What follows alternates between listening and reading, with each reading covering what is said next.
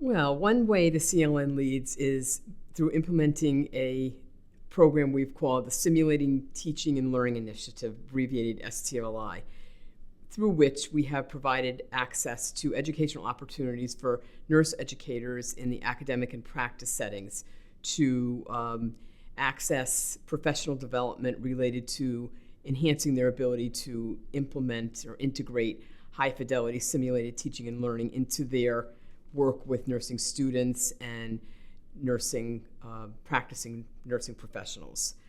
What simulation does is it allows us to provide opportunities for new nurses or students to experience scenarios in which we may not be able to provide in a normal everyday clinical environment. Things we like to refer to as high risk, low frequency, that frankly, we hope don't happen while our students and nurses are learning, but that they will need to respond to perhaps when they're independent, off orientation, without an instructor or mentor at their side. The nice thing about the program was it provided access for these nurse educators to 16, initially 12, now 16, 2-hour online courses developed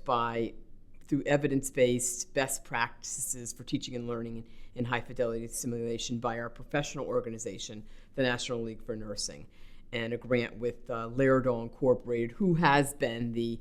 forerunning leader in the manufacturing of high fidelity simulation mannequins, better known as Simian, though there are other manufacturers on the market now.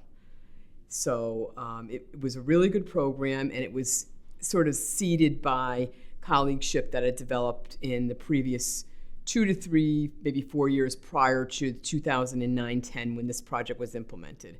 That previous colleagueship sort of focused on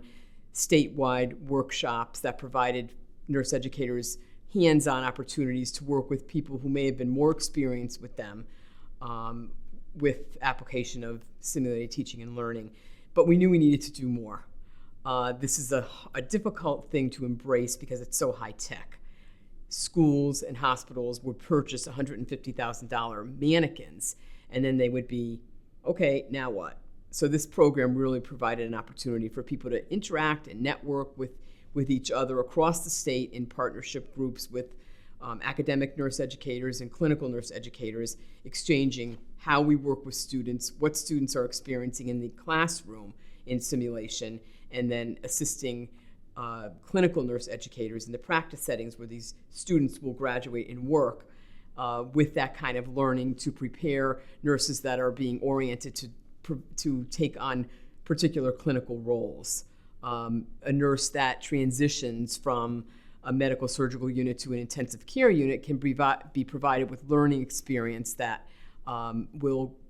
get her or him to experience those situations that are unique to that new environment that you can't just create. So it's been a great program. The other thing that's branched off of that is a group of laboratory professionals from our schools of nursing that work with students in their programs. And again, it's about sharing, what you're doing at one school versus,